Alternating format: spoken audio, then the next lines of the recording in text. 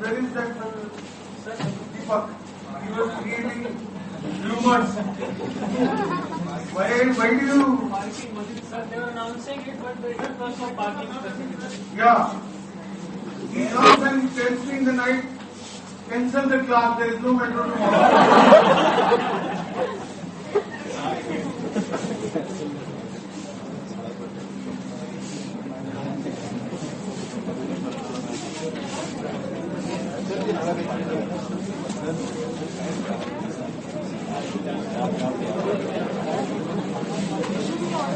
Alright.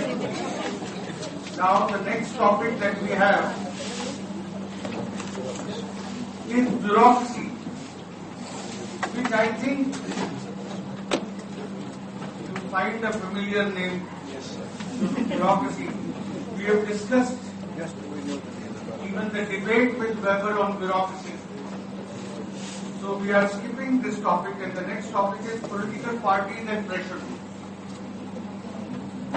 Yes, what is the problem?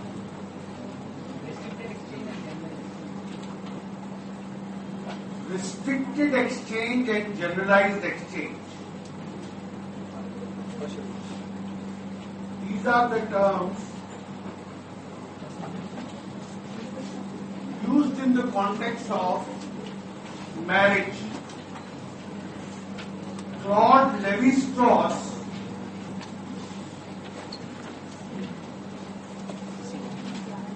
divided or classified marriage into two types. And this we are going to talk in detail when we take up paper 2. He said marriage is essentially an exchange of women. And this exchange can take place in two ways. One he called restricted exchange, the other he called generalized exchange. Restricted exchange is when the exchange of women is reciprocal. The best example of this is a tribe in Southeast Asia called the Carrera tribe.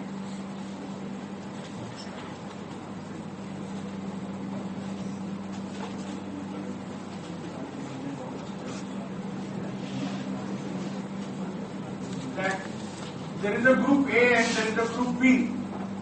A gives its women to B and takes women from B as wives. Sister exchange. Two men give their sisters to each other as wives. This is practiced in southern India.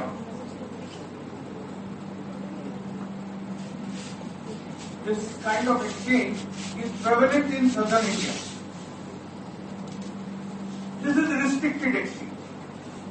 Generalized exchange is A gives its women to B but does not take the women from B.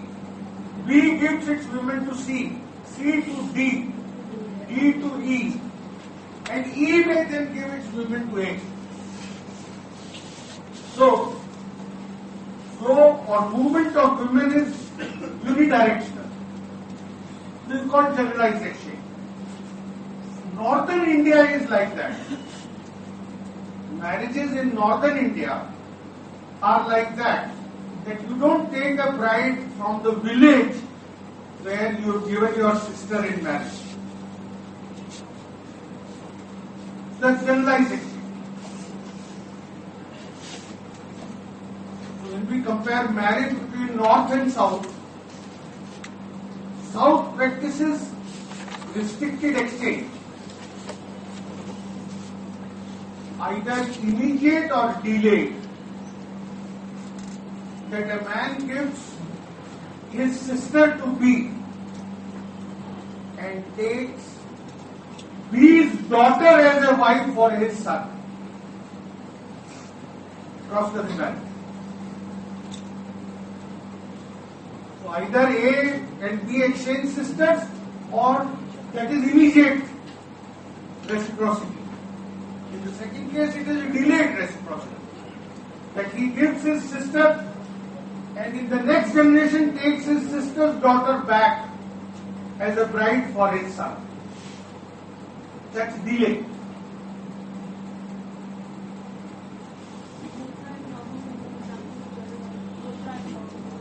No. Putra exogamy. There is no putra endogamy. But putra endogamy is not the case here. Generally, it is village exogamy. That you don't marry either in your own village or in the village where your sister is married.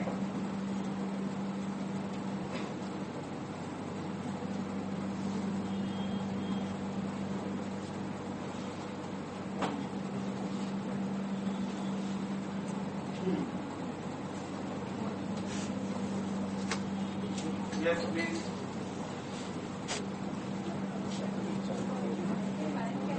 Say loudly.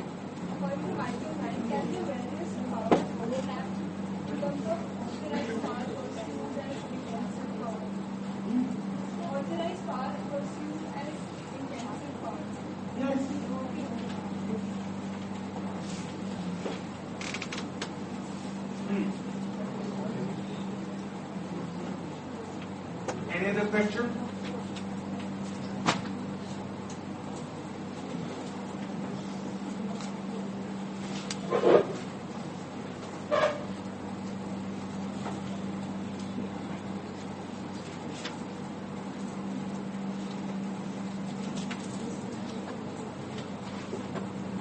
Yes, please. Any other doubt or question? All right. So we move on to political parties.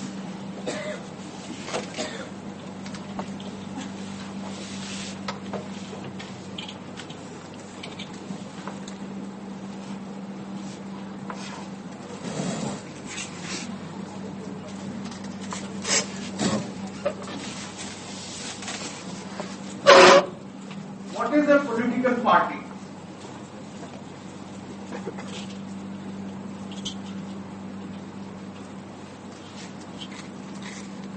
It was Weber who first tried to define party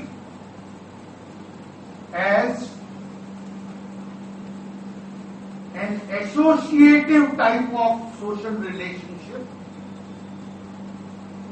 Associative type of social relationship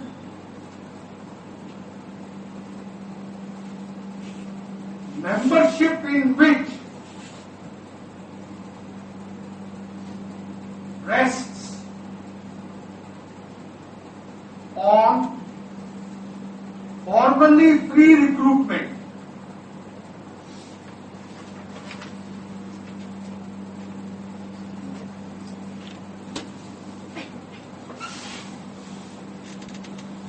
membership in which rests on formally free recruitment.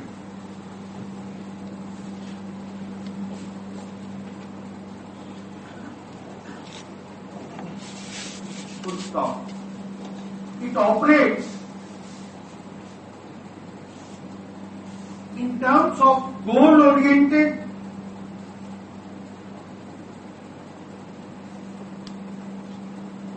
coordinated actions in so far as it demands from its members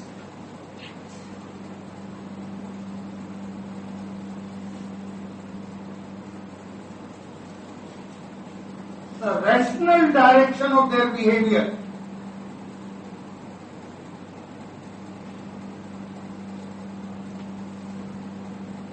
towards the commonly acknowledged goals.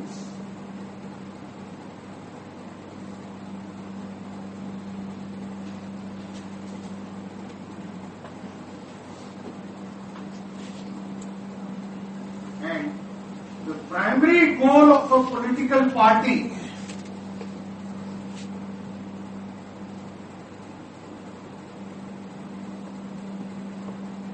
is to secure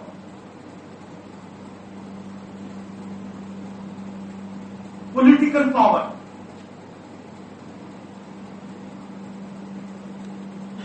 And to hold it either singly or in cooperation with other partners. And to hold it either singly or in cooperation with other parties. That means a coalition.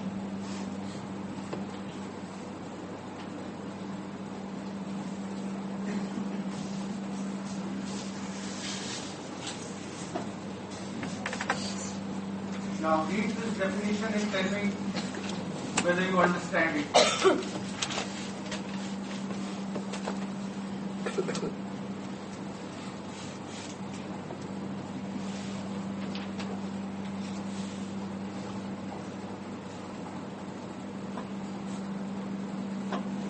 When we say associative type of social relationship, it means group or a collectivity that comes into being for a specific purpose. Association is a group formed for a specific purpose.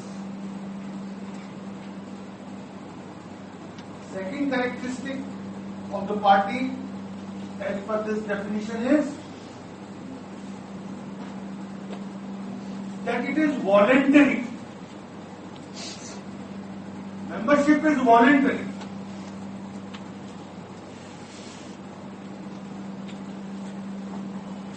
People are not obliged to belong to a party. They have a choice to join one or the other or none.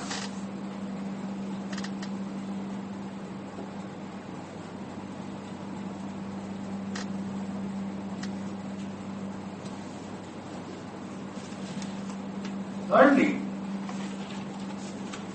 parties operate as a coordinated group that rationally, efficiently, their activities are coordinated in a manner that they are directed to the common goal. And what is the common goal of a party? This is what makes party different from all other groups, is to secure power. Political power. Power as it is exercised through the state.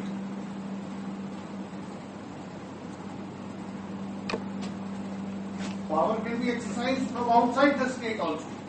A gangster may have power.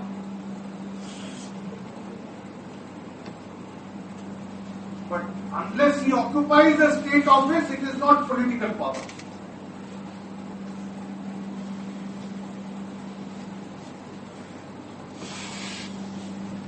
Parties seek political power and try to retain that power either singly or as a coalition. In cooperation with other parties means as a coalition.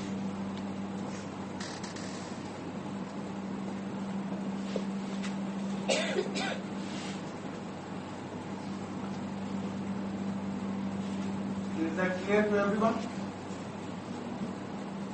Now, origin of parties. That parties have not existed always.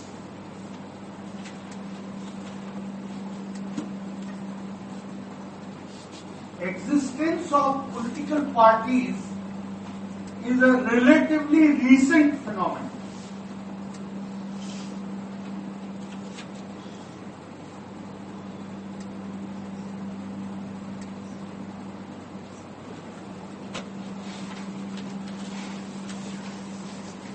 England was the first country where parties developed in the 18th century.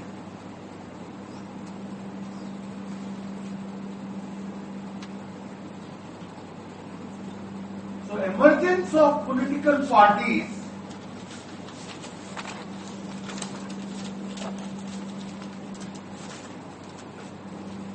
is a consequence of modernization process.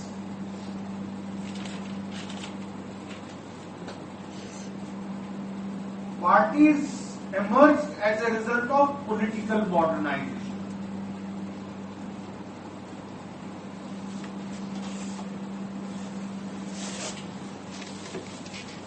How? That modernization in society brings about various changes.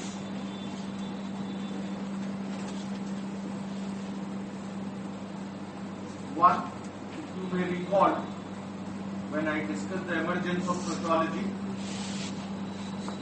we talked about modernization in Europe. So one of the consequences of modernization was change in the status of members of the society from subject to citizen. The idea of citizenship emerged.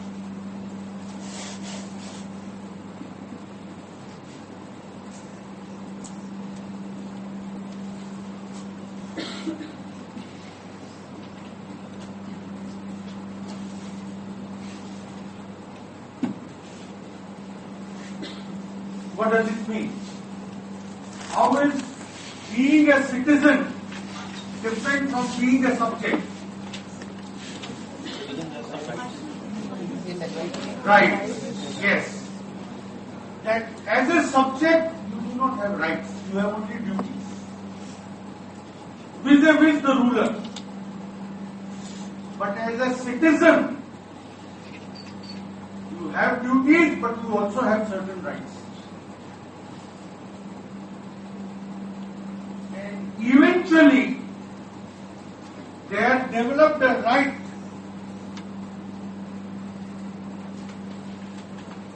to influence and to participate in the exercise of power.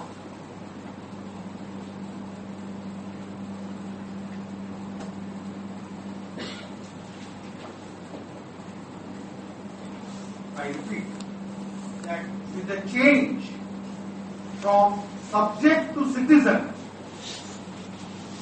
members of the community developed a right eventually to influence and to participate in the exercise of power. How decisions are going to be made, people should have a right to somehow influence them. And they should also have a right to participate in them.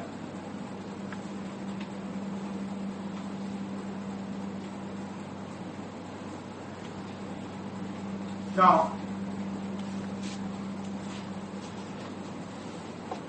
secondly, modernization led to differentiation in society. And you may recall all evolutionist theories from Spencer to Parsons are about that. That the change and rise of modern industrial society involves social differentiation. So different social groups develop different types of interests.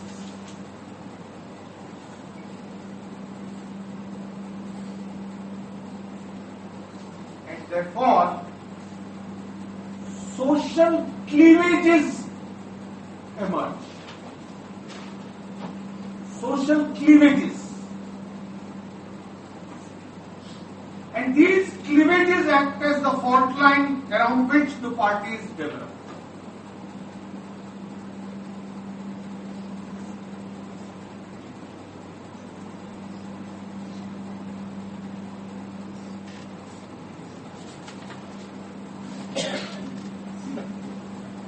Alright? And I repeat, as a result of social differentiation, social cleavages, that means groups get separated from each other. Their interests tend to be different. Different sections of the society would have different types of interests.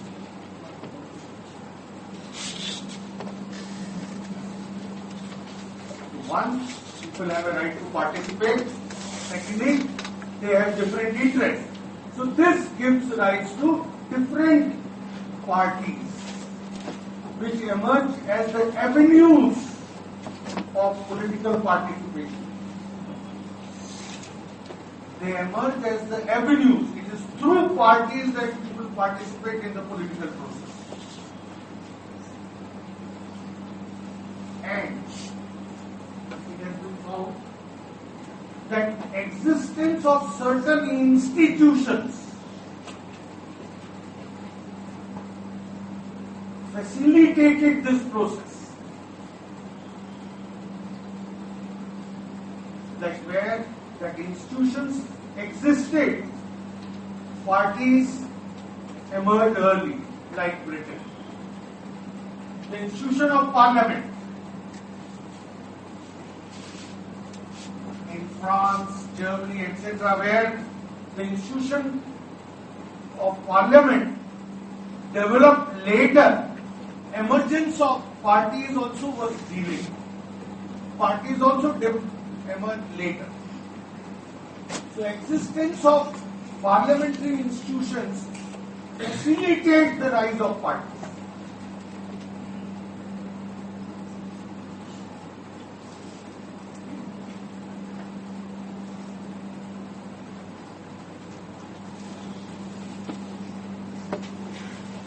On buying BOA,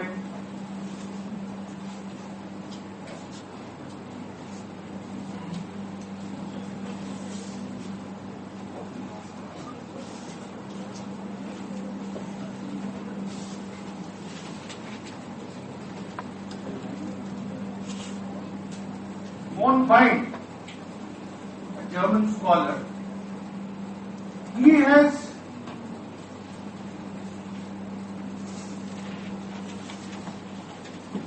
tried to identify the various social cleavages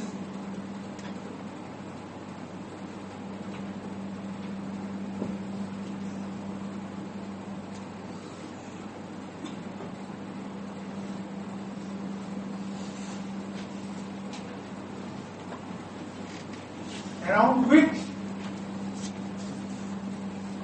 political parties emerged in Europe.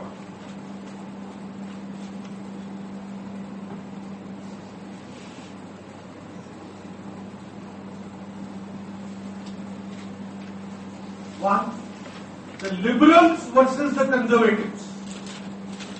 Conservatives were the ones who wanted the continuation of the old regime, monarchical system and so on persist.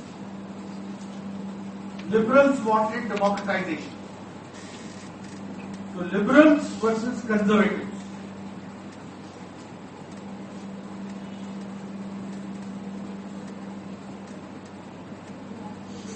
Then workers versus bourgeoisie. So there developed parties representing the workers and parties who represented bourgeoisie.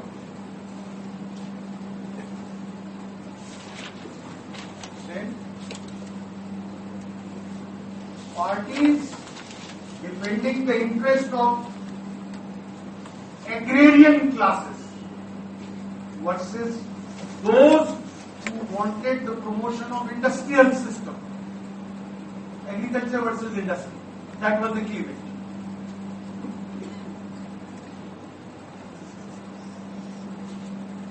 Then regional versus centrist parties.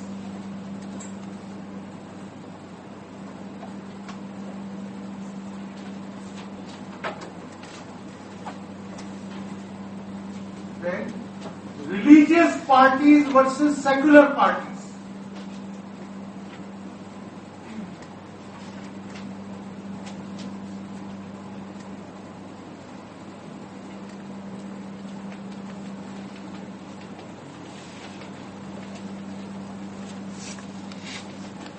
Then fascist pitted against the Democrats. Fascist parties versus democratic parties.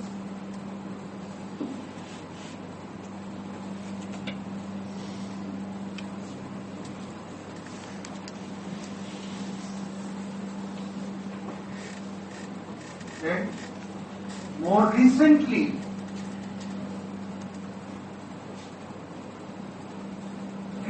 parties versus growth-oriented parties, or ecologically minded parties versus growth-oriented parties. That is the recent cleavage that is emerging.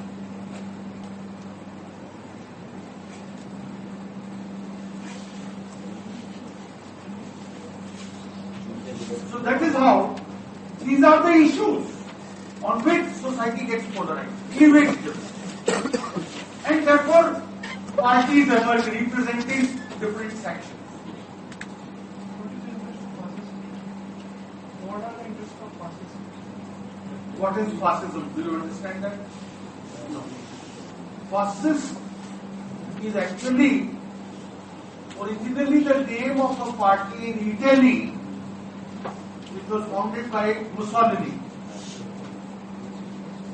But today, the word fascism is also used as a generic term, describing the entire category of parties which believe in a strong authoritarian rule.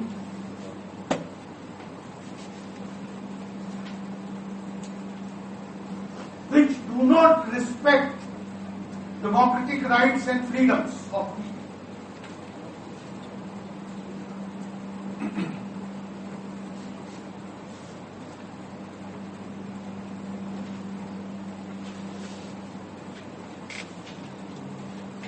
Fascists are essentially anti-democratic.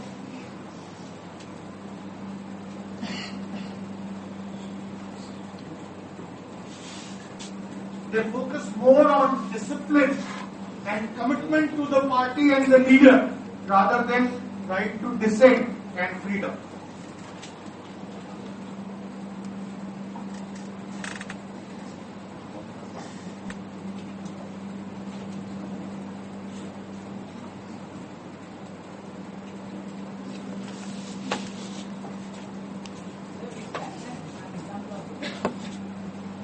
Yes, China, even Stalin's Russia, though they were called communist, but in reality they were fascists.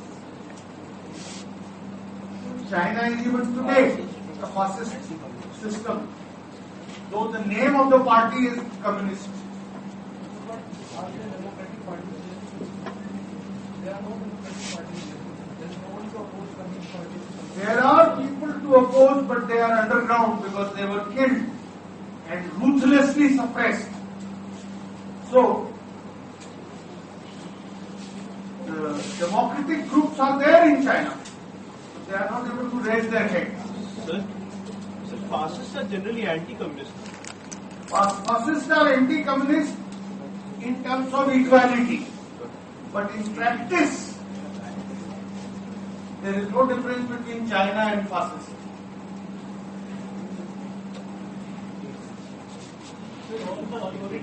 In theory, they are opposed to communism. But communism in practice is hardly different from fascism. And particularly now with shift over to market economy, China is essentially fascist.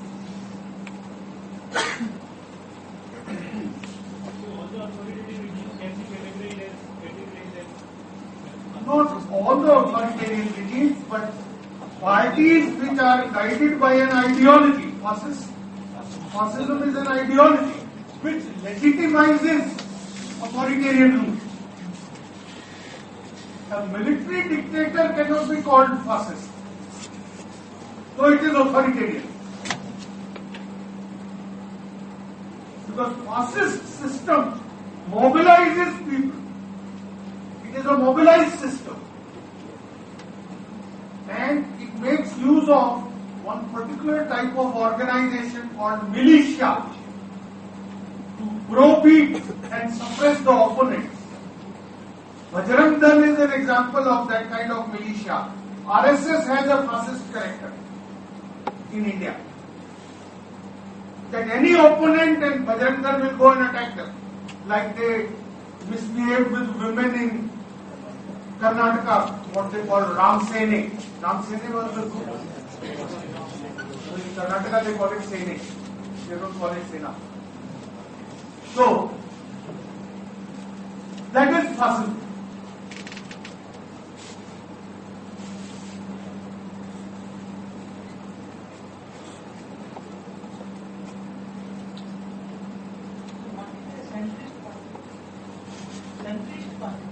Centrist. Centrist party is the one which is interested in preserving the central authority in the society. And it does not champion, therefore, regional interest as opposed to the national interest. Like Congress is a centrist party. The BJD, you are from Odisha. So, BJD is a regional party. Alright? So, regional parties champion only localized interests.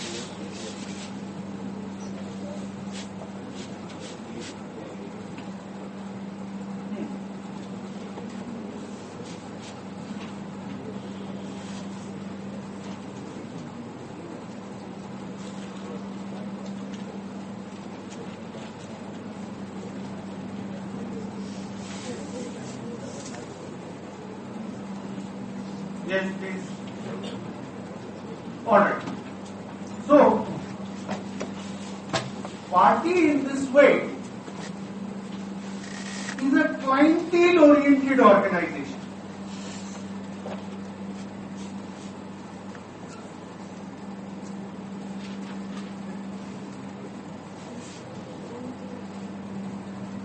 That it addresses to the interest of the people.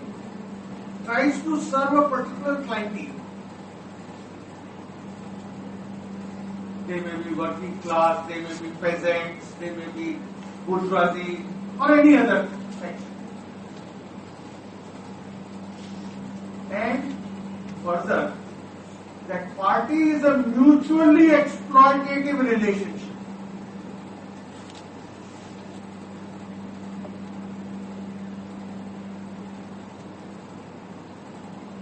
That is, it is joined by those who would use it, and it mobilizes for the sake of power those who would join it.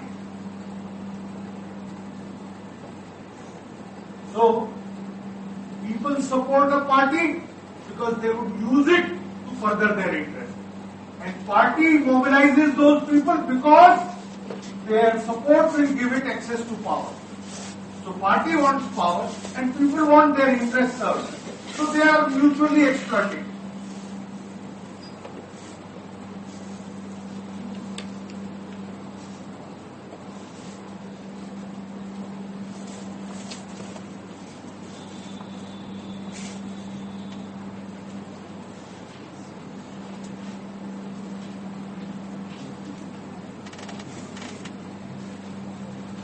Now, in the case of third world societies, there is another trend which is evident with regard to the emergence of parties, that parties are emerging along ethnic cleavages.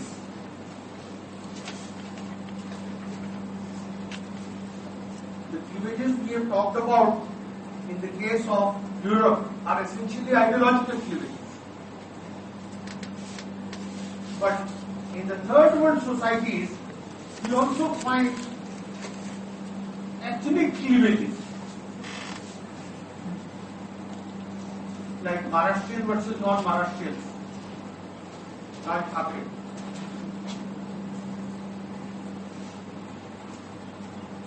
KGP, Assamese versus non-Assamese. They are ethnic cleavages.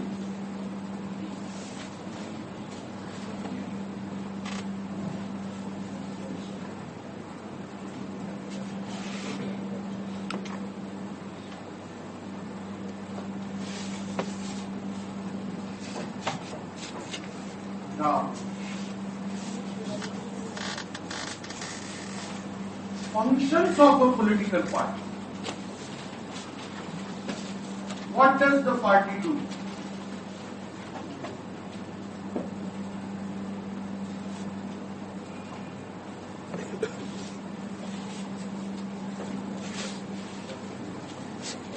Primarily,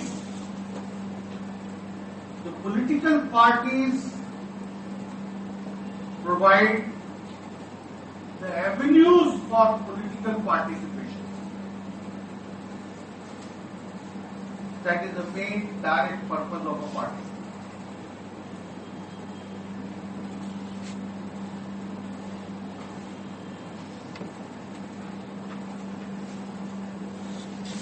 Besides,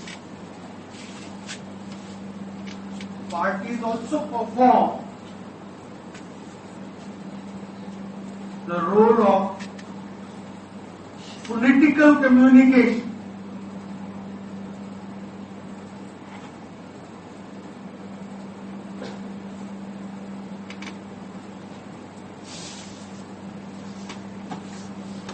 That they are the channel of communication between the political elites and the people.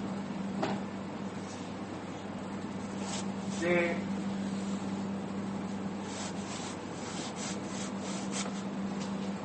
educate the elite regarding the felt needs of the people. What do people really want? Because parties are supposed to have grassroots cadres, organization that is working among people, so they know what people want. So the policies and the laws in a democracy should be such that it satisfies the felt needs of the people. So in this way it educates the decision makers, the elites. At the same time, once laws or policies are framed, parties also try to build a favorable public opinion.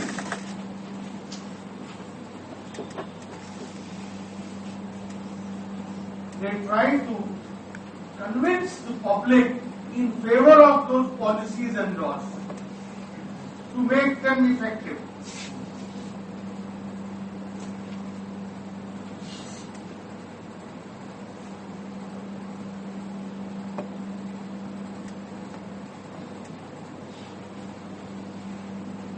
That's political communication.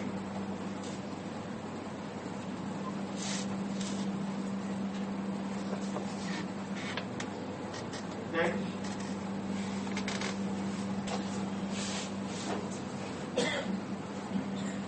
They articulate people's interests. People have certain felt needs, but they cannot articulate them in terms of policy or program or law. So that is the task performed by the party. Interest articulation.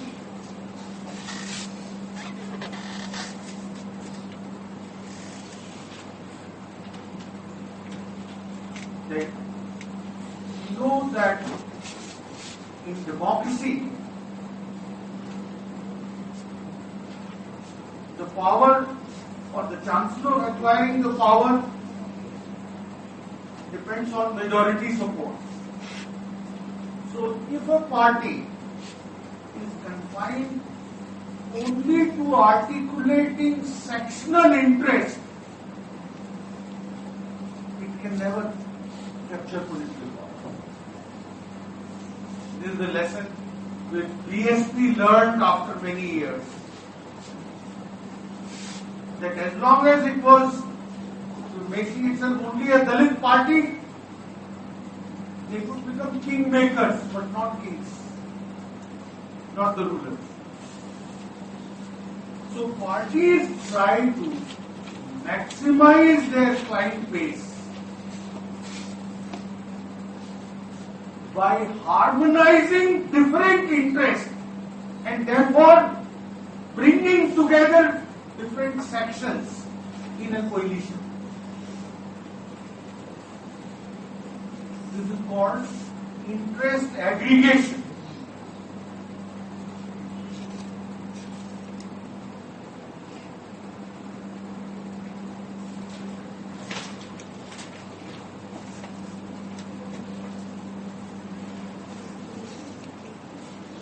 interest aggregation.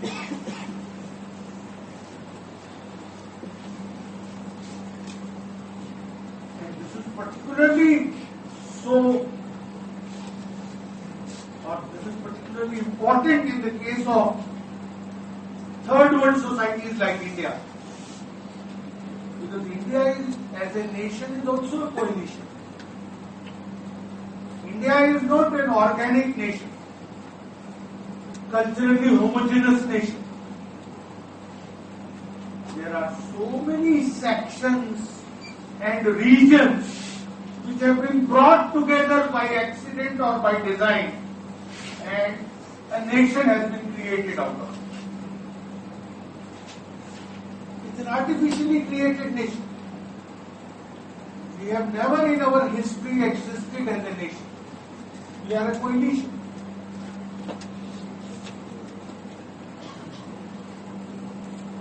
Look at India's national anthem. It starts by enumerating the regions which make India. No other country's national anthem describes the regions. Punjab, Sindh, Gujarat, Maratha, Dravid, Uttal, Banga. So all these names, they have to be acknowledged. They are separate units. They were brought together. They were brought together by the accident of British rule. Otherwise, they would have never come together.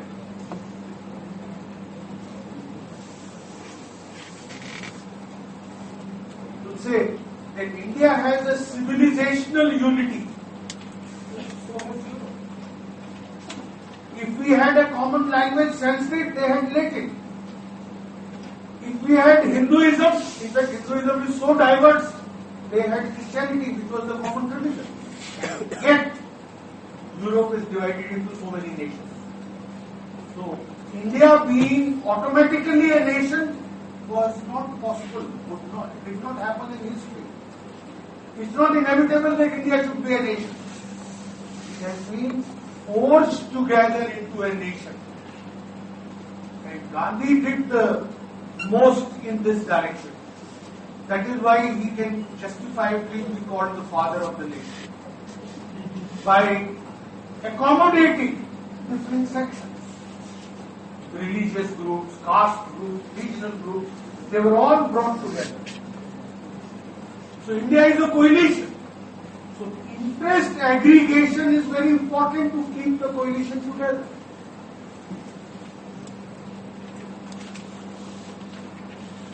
That interest of different sections, different regions must be harmonized.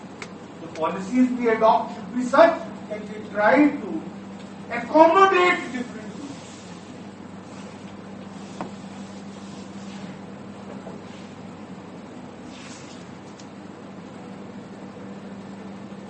In fact, Congress internally always functioned like a coalition. And the only difference that has happened is that coalition has now come out in the open. Earlier, it was hidden within the Congress party.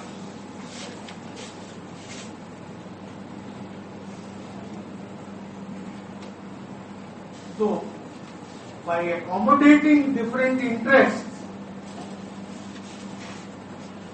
that accommodation is done through what is called common minimum program. Every coalition has a common minimum program that represents the area of consensus and agreement of diverse groups.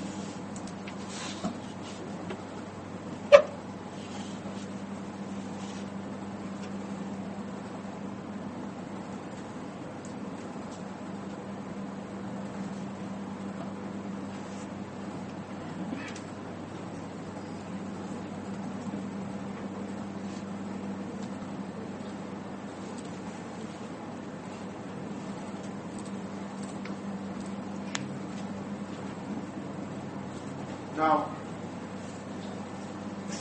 the Modi issue has threatened the coalition because it is overemphasizing interest of one section at the cost of another section. That's why Nitish Kumar walked out of the coalition. So it is only through interest aggregation, harmonization of diverse interests that India can be governed.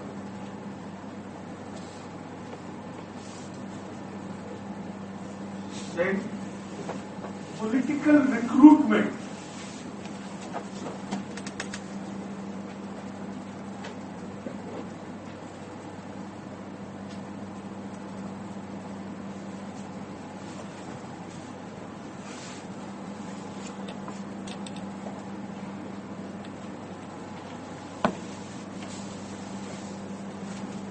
That parties recruit the political elite. They catch them young, train them in the art and craft of politics from an early stage. So they have their youth wings. Arun Jaitley started as an ABVP member, then he became the president of Delhi University Student Association as a member of ABVP. Then slowly he was inducted into BJP and recruited as a political leader. Same thing was done for Sitaram Yechuri by CPM or Kashkaran.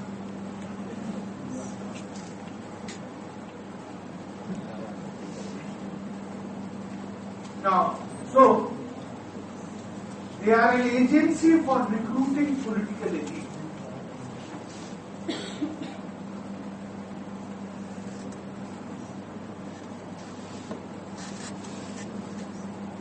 Then further,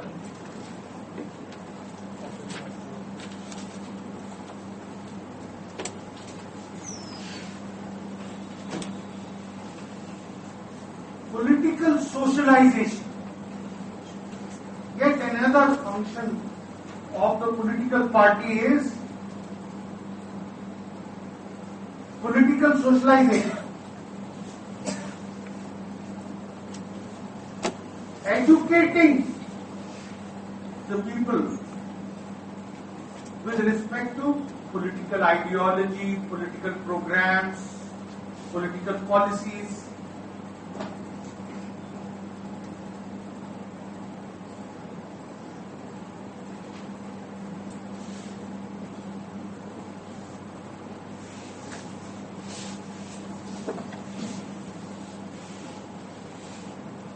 For example, nationalism, democracy, these ideas are very new to India.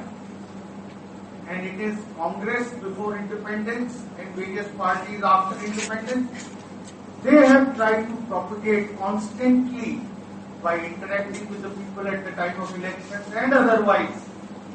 They have tried to inculcate these values among people.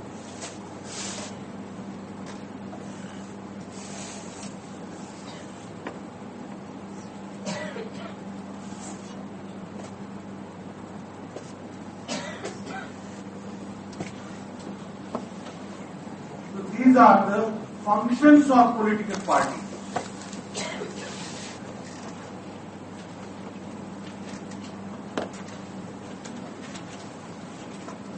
Then the structure of political parties.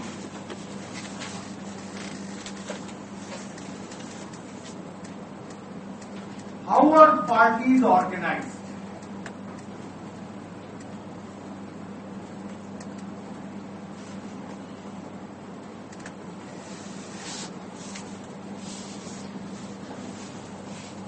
French sociologist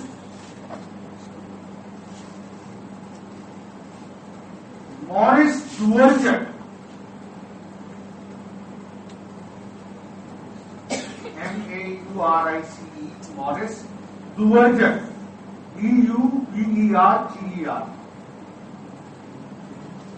Maurice Duverger, D-U-V-E-R-G-E-R,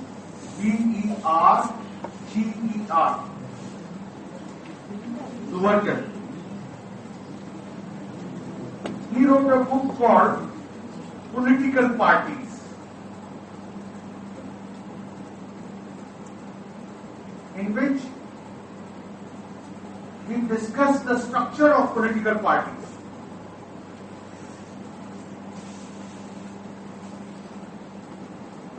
Now, he made a comparative study of parties in different countries in the world And on the basis of that, he identified 4 types, or using Weber's concept, 4 ideal types. Because real parties do not perfectly match anyone, but they do approximate, come close to them.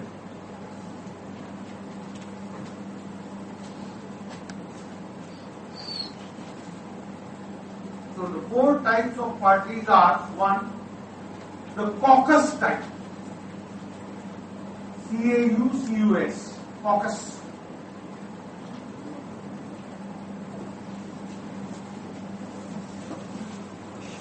The caucus type, then the branch type.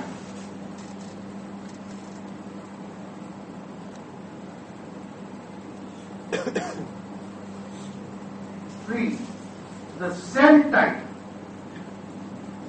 cell, C-E-L-L, cell. And 4, the militia type.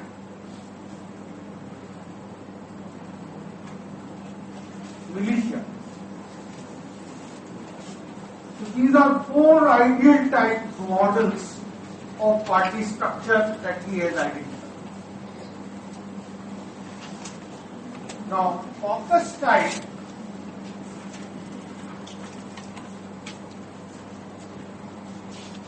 the American party system resembles or approximates the most to the caucus type parties.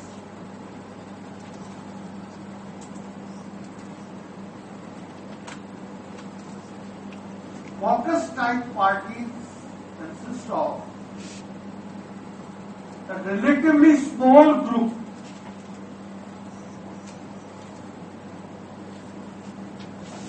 of highly influential people.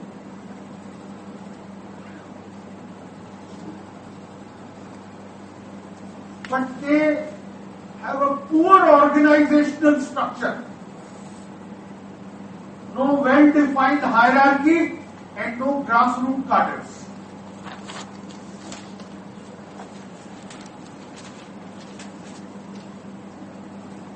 And the caucus tends to be a very closed group. That means entry into caucus is extremely difficult.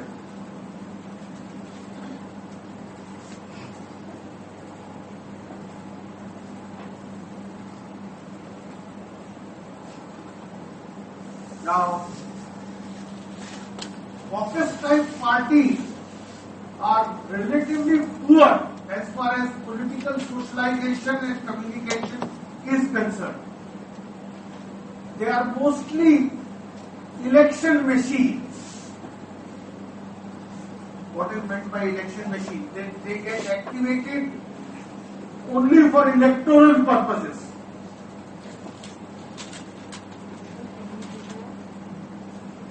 Social communication and Political communication and socialization. Their role with respect to these 2 functions is relatively very poor. Their structure is not suited for this function. And they are primarily seen as election machines.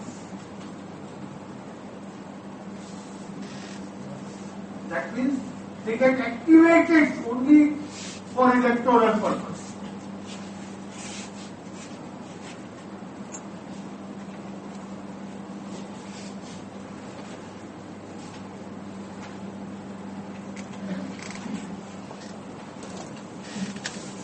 And generally these caucus parties therefore depend on hired professionals for most electioneering purposes. Like in America, when the president is contesting the election, the whole thing is seen as an exercise in marketing a candidate for president. So special advertising companies are hired for advertising campaign. Then Other specialists are hired for writing speeches that the candidate has to deliver, for participating in the debate. So everything is professionally managed. It's almost like a marketing exercise. So the emphasis is not on direct mobilization of people.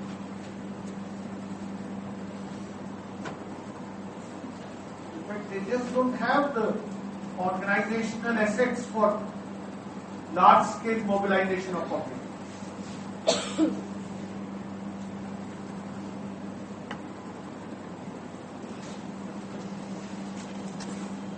So caucus functions in an arbitrary and undemocratic manner. What it lacks in size, that relatively small, that is compensated by the enormous power wielded by each member of the caucus. See, when American presidential elections are taking place, if you read the newspaper those days carefully, you will find a very frequent mention of this phrase, as per the meeting of party caucus in this state or that state, or national party caucus. So, that inner core group is what is referred to as the party caucus.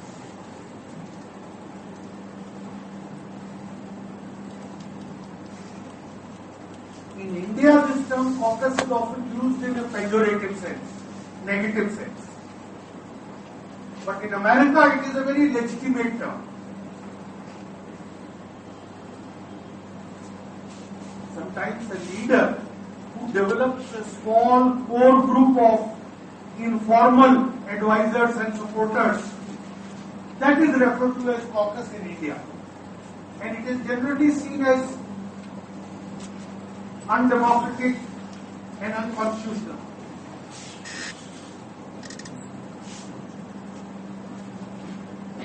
Then, on the other hand, the branch type of parties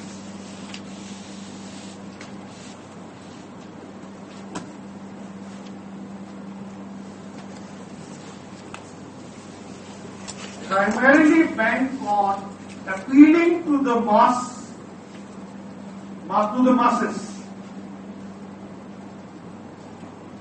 and to gain as much of a mass support as possible.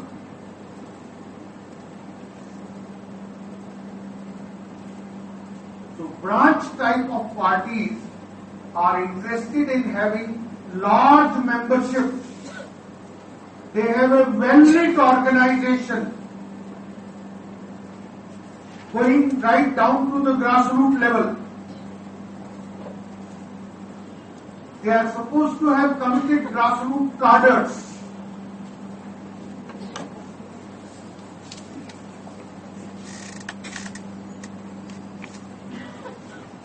So the hierarchy and internal organization of branch is very well developed.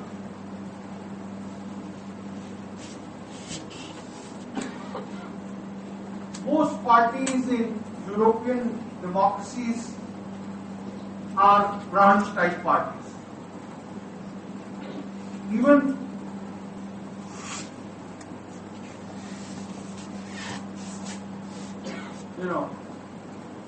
except for the first family, rest of Congress is branch type party. The first family sometimes develops a caucus like character. People who are very close to Madam, or people who are very close to Rahul Gandhi, they may behave in a caucus-like manner. But otherwise, it is a branch party. You have AICC, then you have PCC, then GCC. So at each level, well-defined hierarchy is there.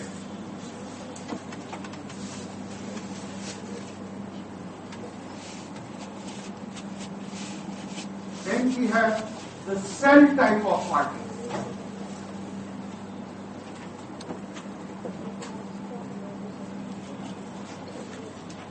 cell type of parties was a creation of Lenin. And since then, it has become a characteristic feature of all those organizations, political organizations, which are involved in clandestine political activity, which operate from the underground,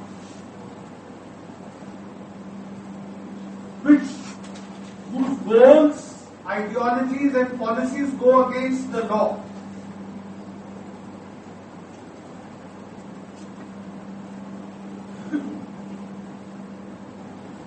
This word cell, I don't know whether you were reading the newspaper at the time of 9/11, 2001. That is about 12 years ago. I'm not sure. But if you would have noticed the use of this word cell very often.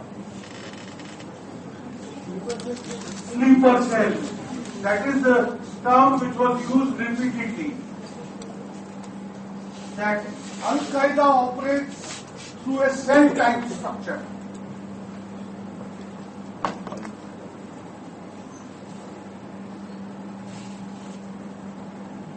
In a cell type of party structure, there are local units, but there are no well-defined hierarchies.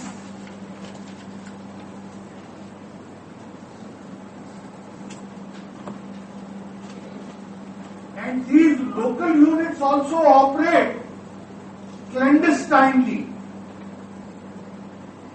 as a part of some other legitimate activity.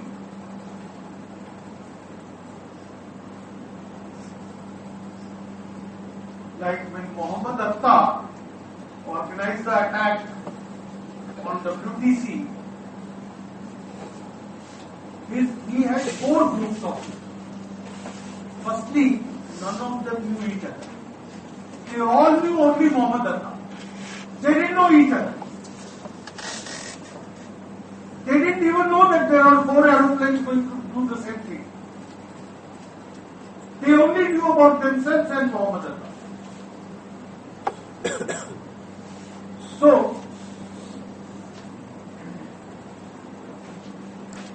there are no horizontal links. And each cell was a part of legitimate activity. Some people were taking training as pilots, joining flying schools. That's very common in America. Lots of people do that. They were also doing it. Others were engineers or employed in some of the European industries. So, they were a part of legitimate activity. So the cell may exist in a university, within a trade union, within a factory, within any other organization. There may be a hidden cell. Means a small group of people who, as a matter of routine, participate in the legitimate activity. And as long as they are not active for the sake of the organization, they are referred to as sleeper cells, which can be activated at any time by the central authority. But the cell does not have direct link with the central authority. They'll have limited, link with the next immediate authority, higher authority. That's all.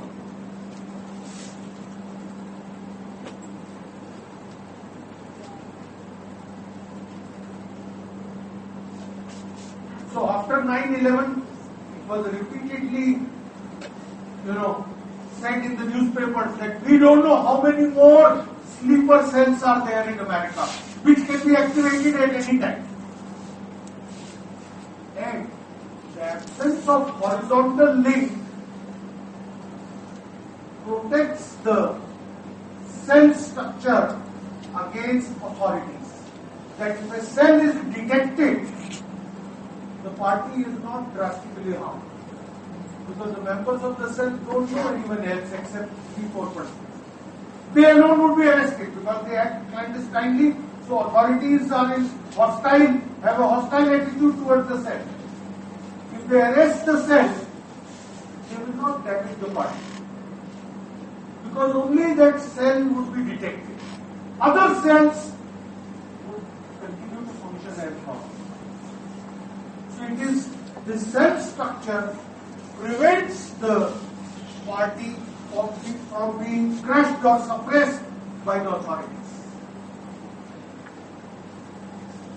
They also don't know about the hierarchy in the party, the central authority in the party. They only know their immediate higher authority.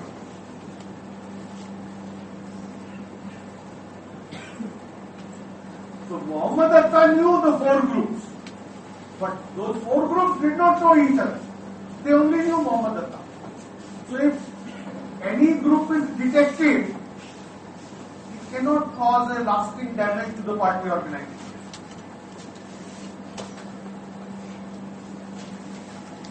So these cells operate in a secretive way,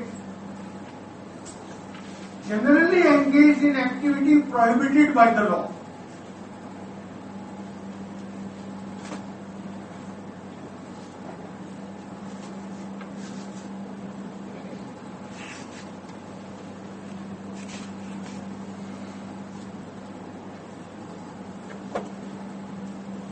Then the 4th type is the militia. What's the spelling? Spelling? Militia, M-I-L-I-T-I.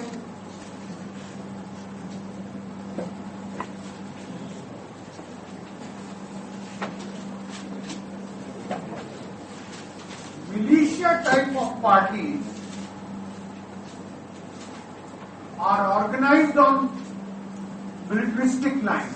They are semi-militaristic in organization. They are trained for violent attacks on the opponents.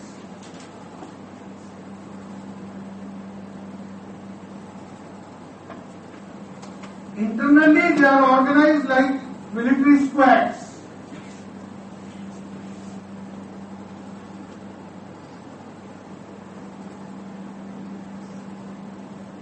They are basically anti-democratic in their ideology and in their modus operandi. Try to capture power by attacking their opponents.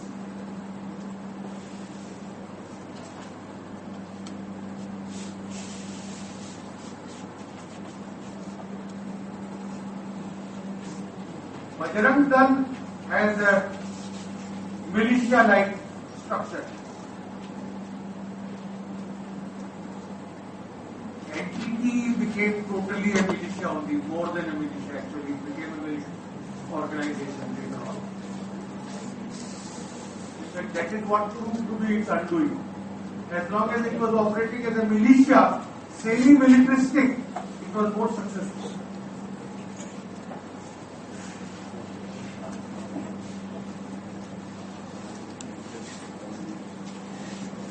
So, militia-type parties generally do not pin their hopes on electoral victory.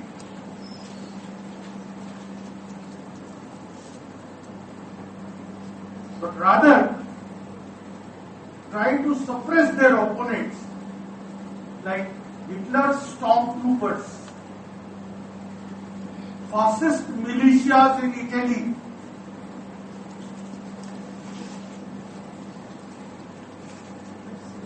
they would kill and maim the opponents to such a degree that they create terror and therefore make the people, their opposing parties, to draw from the election, and so they will win.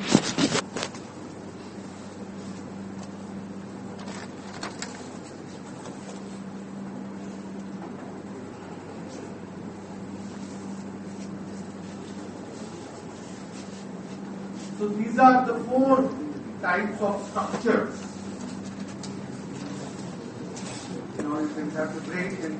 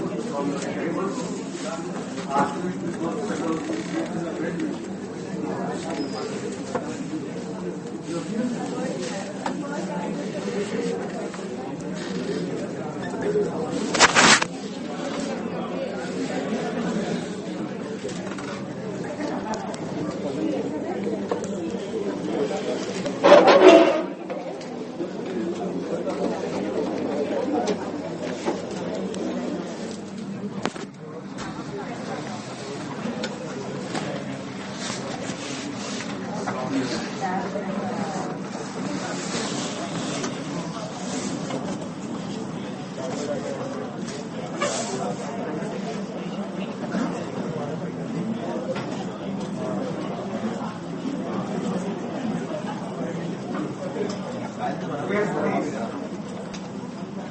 Now we talk about party systems.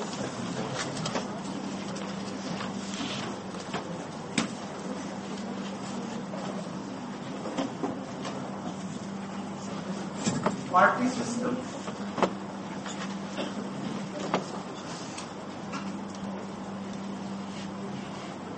Broadly, we can classify party systems into three types. Single party system, two party system, and multi-party system.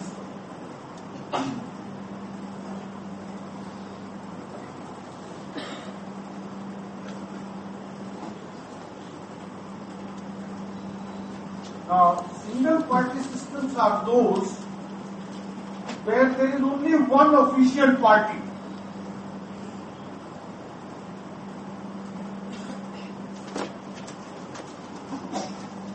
So other parties which disagree with the official party are not allowed to exist.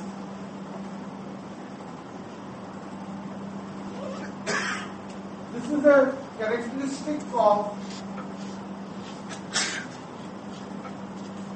non-democratic systems.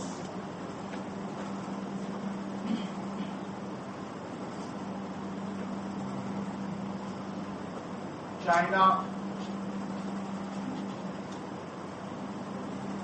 Iran, they are the surviving examples of single party systems.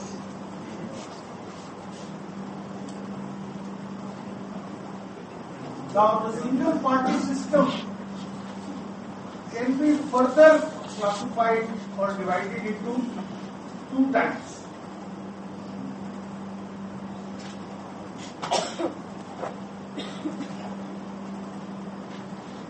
Totalitarian single party system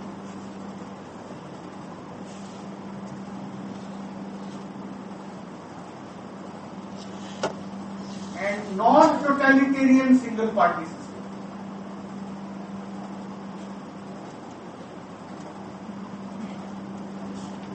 Non-totalitarian may sometimes be also referred to as authoritarian single party system.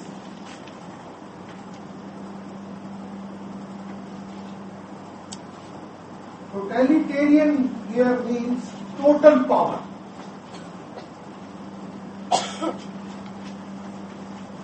So in a political system where there are no constitutional limits on the authority of the state,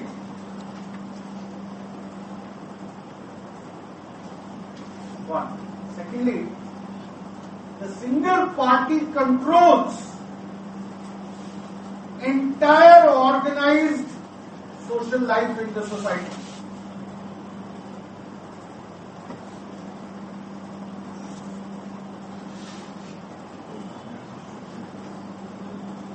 And very often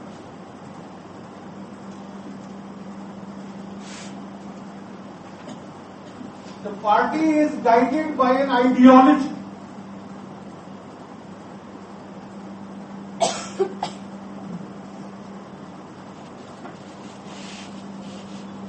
And the party tries to regulate entire life in the society according to the ideology. That is called totalitarian single party system.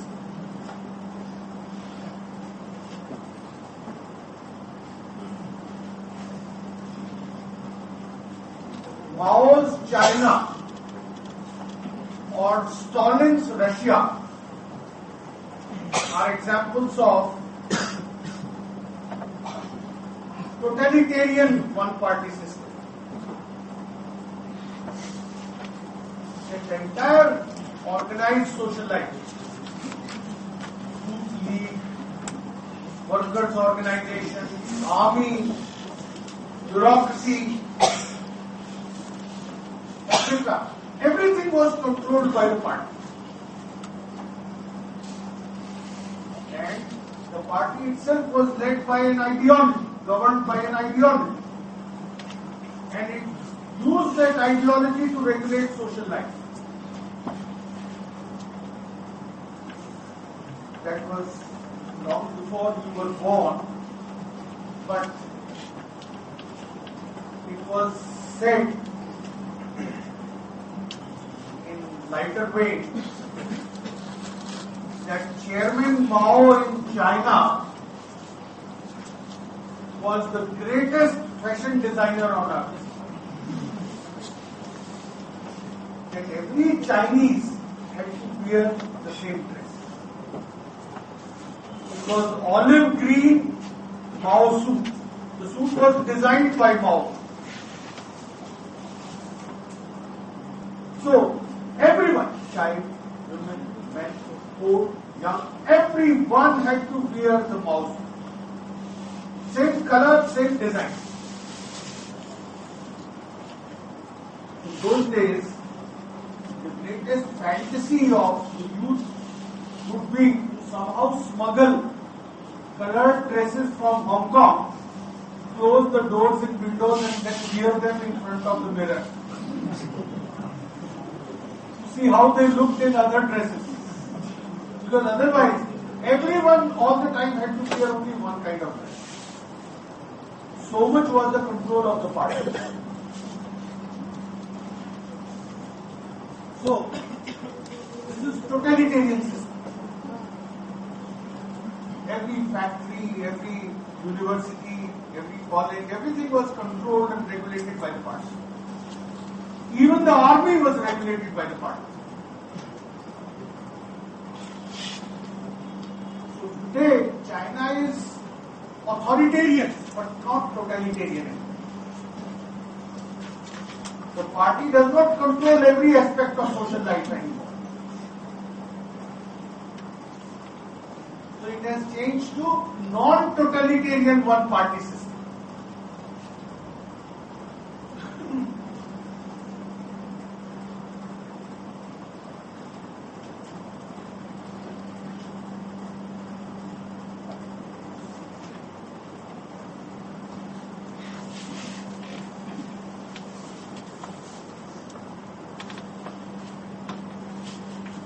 Now,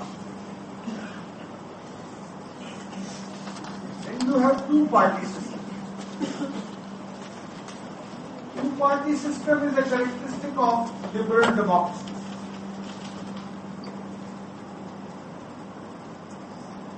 And it is said that first past the post system of elections encourages two-party system.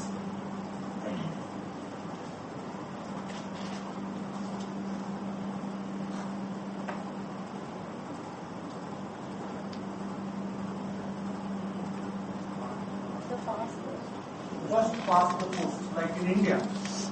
The election is won on the basis of whoever first gains the majority.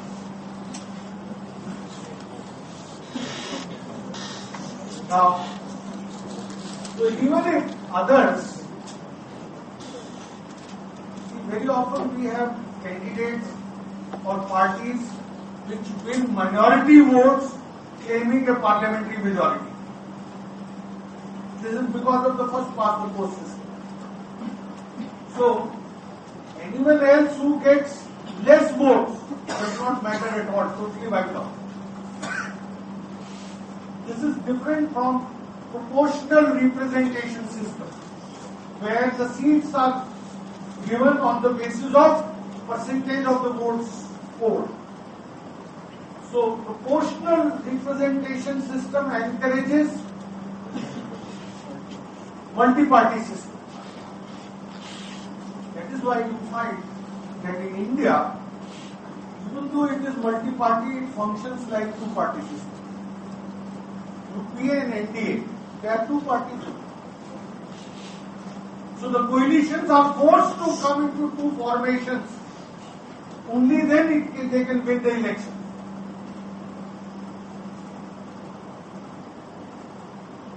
Now we can distinguish among the two-party systems as one distinct two-party system and the other is indistinct two-party system.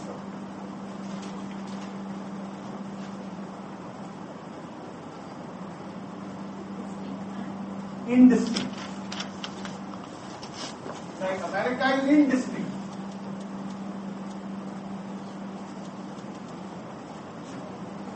There is hardly any difference between Democrats and Republicans in terms of their ideologies, programs, policies. Very marginal difference. Almost none. In fact, Shashi Tharoor once wrote an article in Hindu that America should have only one party. They should call it Republican. Republican and Democrat should be merged into Republican. Because in practice there are no differences. As opposed to that, earlier, now, in recent times those differences are getting narrowed down. But in Britain, the Labour and the Conservative had quite significant differences in their policies and programs. Now those differences are narrowing down.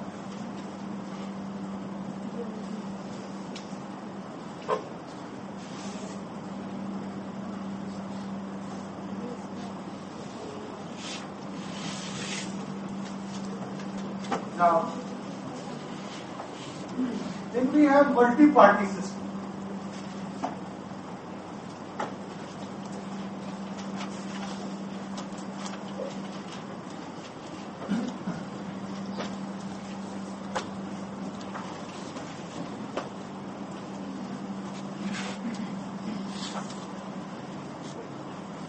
In the multi-party system,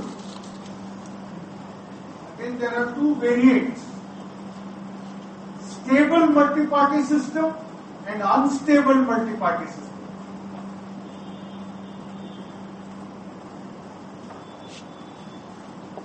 Kerala and also India. I don't know what will be the fate of NDA this time, but so far India, and in India particularly very conspicuously Kerala, where they have a very stable two-party system, UDF and LDF. They are also multi-party system. Each one is a coalition of many parties. So it's a highly stable type of multi-party system. But unlike this, you find in Italy, hardly a government lasts for a year. It is falling very often. So, that is notorious for its instability.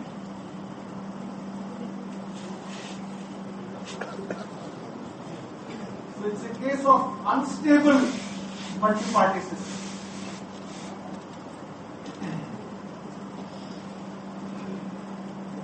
Then there is one more variant, a hybrid system which was prevalent in India for quite some time, but is not there anymore.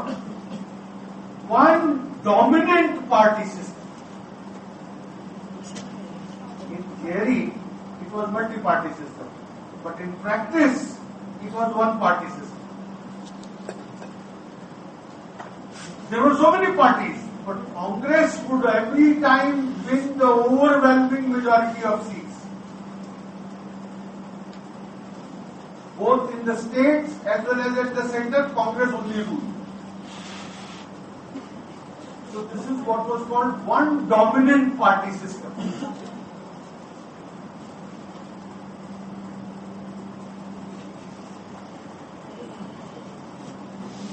The earlier incarnation of BJP was Jansangh. So, Jansangh used to get 5 seats, 8 seats in the parliament. Same was the case with socialist parties. So they were hardly of any consequence.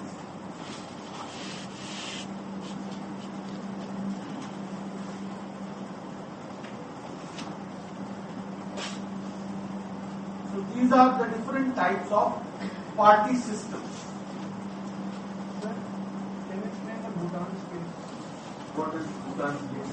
Sir, they have multi-party system at first stage, and once the voting is done, the two major parties are selected. Among them, again at second stage voting is done. So one who wins gets the chance. Yeah. This is a variant where they are trying to ensure stability. The multi-party system is changed to two-party system to avoid instability, fragmentation of votes.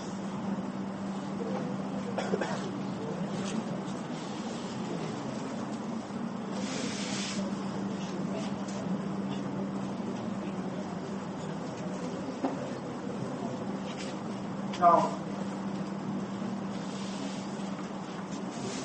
next topic we take up is pressure groups.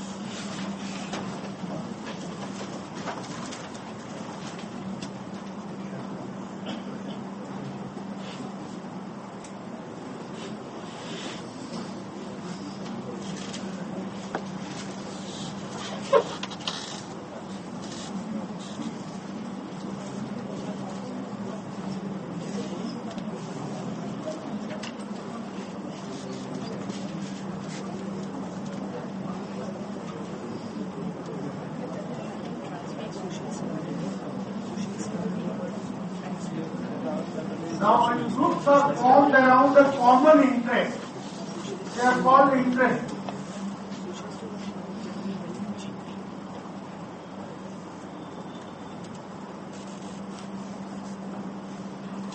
Like a trade union, like any association. It may be formed by people voluntarily joining on the basis of either common interest or common attitude.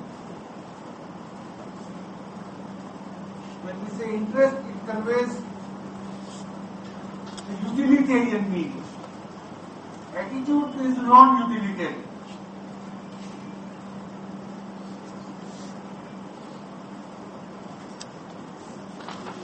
For example, when you form a group to prevent cruelty against animals, it is attitude-based, not interest-based.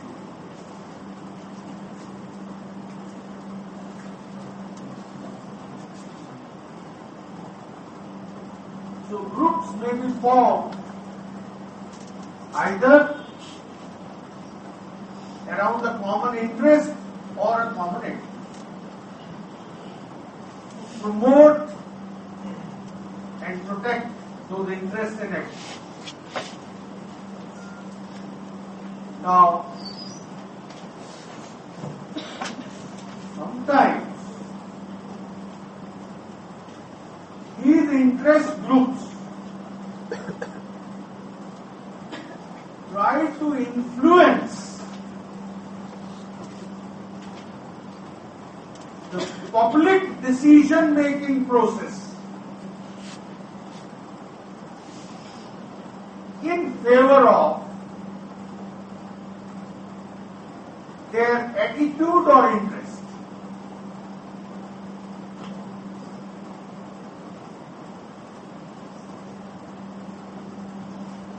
I repeat, that these groups try to influence the public decision-making process. That means decision-making by governmental authorities. But at the same time, they don't join the government. They don't form a part of the government.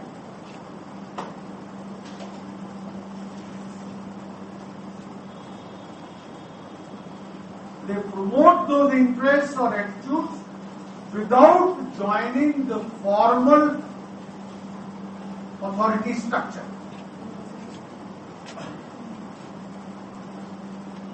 So they themselves remain outside the government. When this happens, then they become pressure.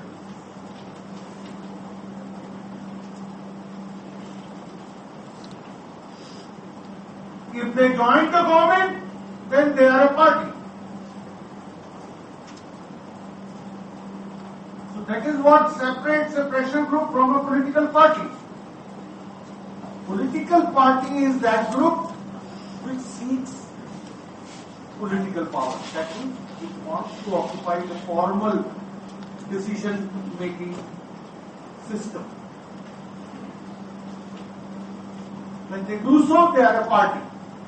But as long as they remain outside the system, but try to influence decision-making from outside, then they are a pressure. If they are not influencing the formal decision-making process, then they are only interested.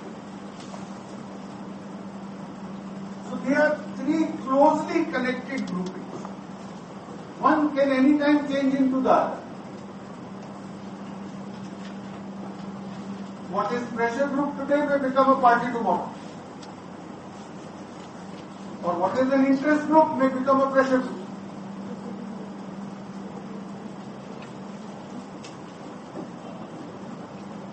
The best example you can take is of Arvind Kejriwal, that he started as a pressure group and changed into party.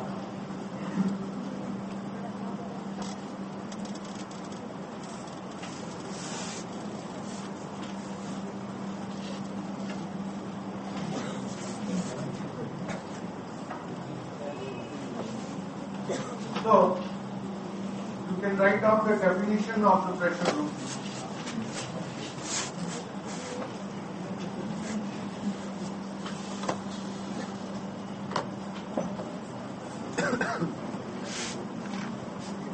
A pressure group is an organized social group whose members share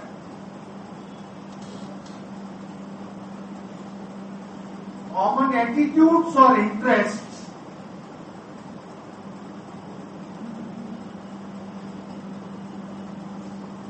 and it seeks to influence public policies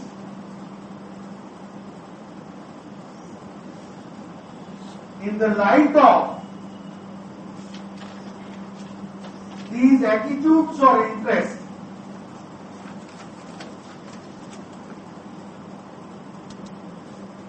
without trying to take over any responsibility for government.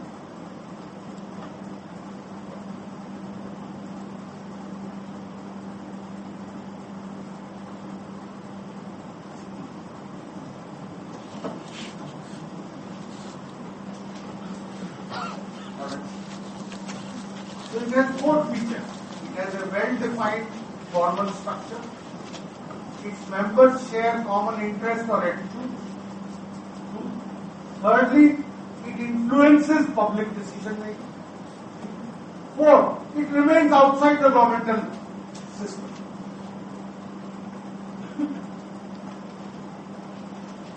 Now there are various advantages of a pressure group that particularly in the process of interest aggregation, sometimes the ruling party may not be able to accommodate the interest of all sections properly. They may target only major groups and may ignore other groups. So such groups which are marginalized in the official policies, they try to form a pressure group to influence decision making in their favor.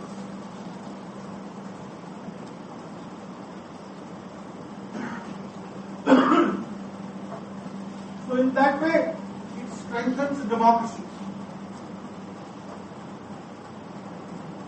Then, pressure group has another advantage in which of course it may have negative consequences also. That pressure group does not have accountability. A party has accountability, it has to face elections. The pressure group has no accountability. So it is saved from the media glare. Pressure groups can work informally and secretly without becoming a part of public debate, which may increase its effectiveness.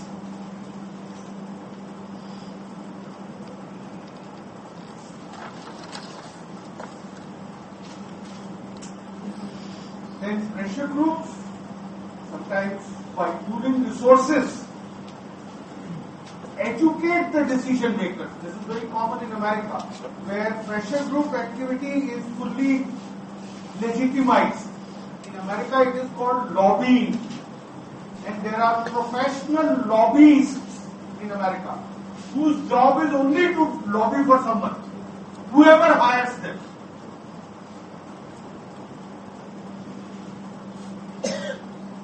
There was one very interesting case once that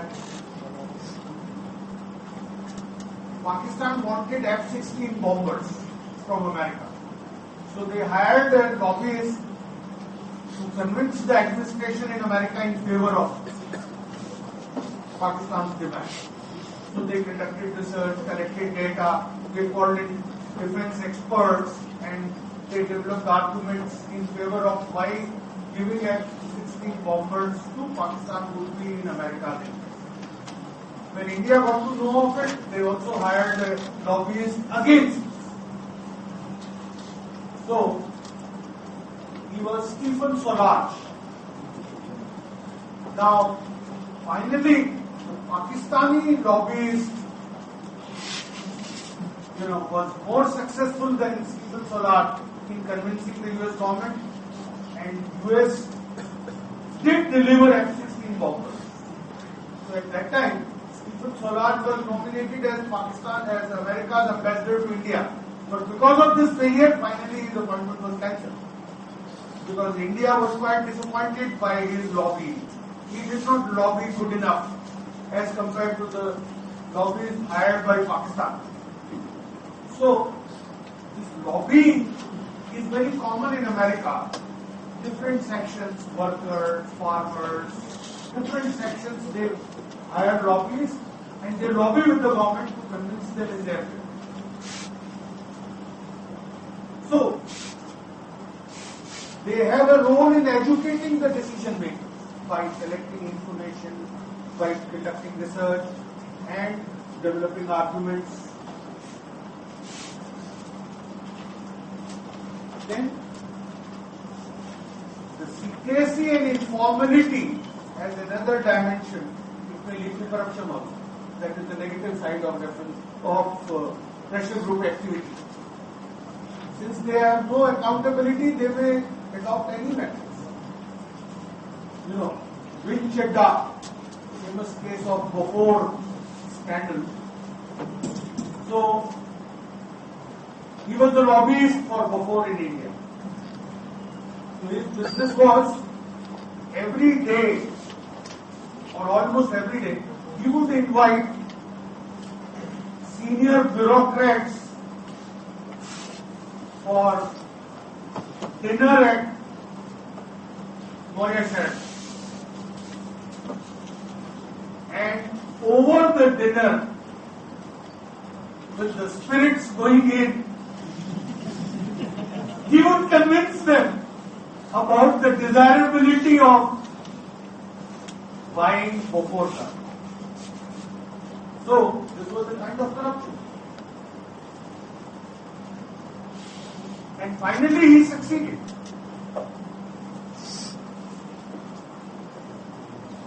So, pressure group activity may have a negative dimension as well.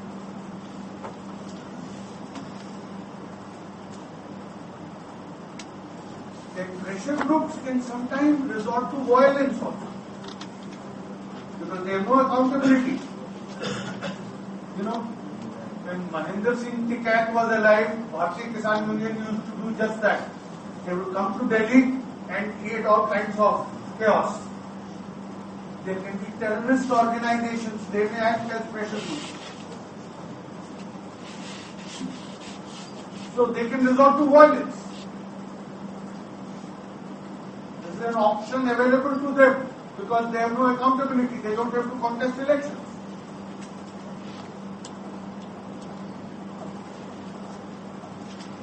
Now, Armand and Powell,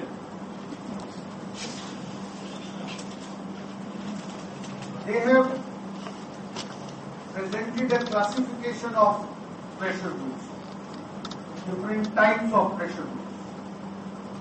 So what, Gabriel Armand, A-L-M-O-N-D Armand, and Powell, P-O-W-E-L-L.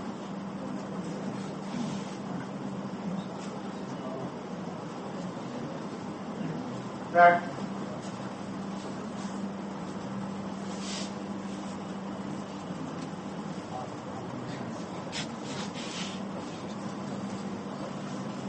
one, there are associational pressure groups.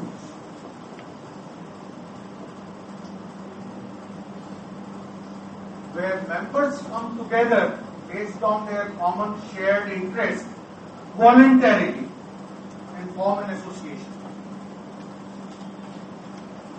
Like CII, FICCI, Federation of Indian Chambers of Commerce and Industry.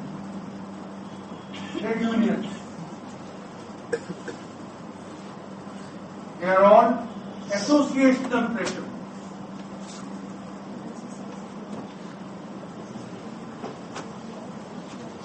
Then there are non-associational pressure groups where membership is acquired by birth. Best example is Gujjar agitation in Rajasthan for reservation.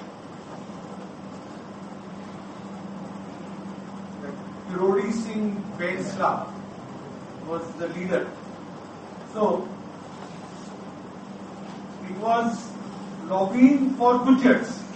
Now, you become a Gujjar only by birth. So, it was not based on voluntary membership. Caste, religion, or tribal organizations are examples of association, non-association.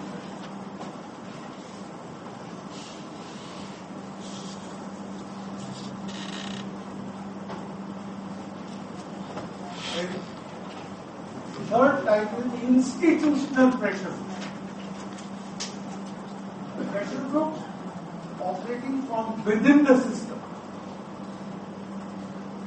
The best example you can take up in India is what is sometimes called IAS officers lobby.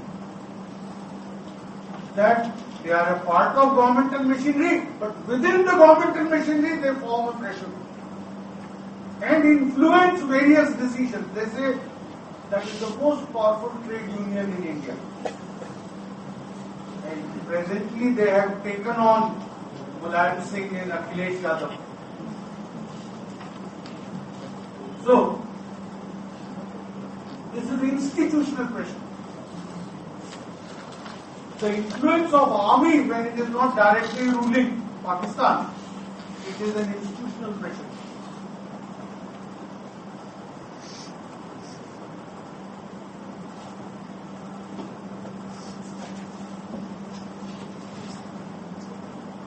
Now the fourth type is a little misfit in the classification, but that is how they have done it.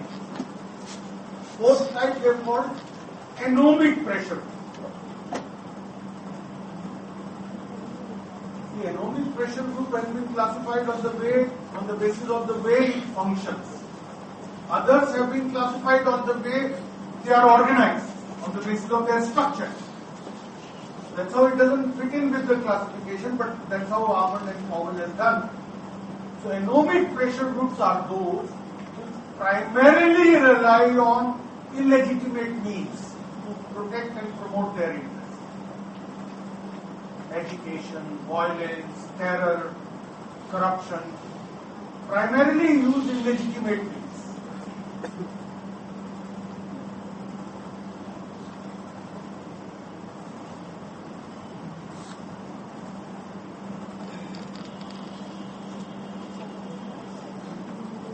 is about pressure.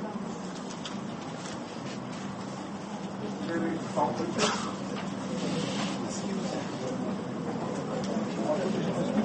Enjoy your Independence Day holiday and please meet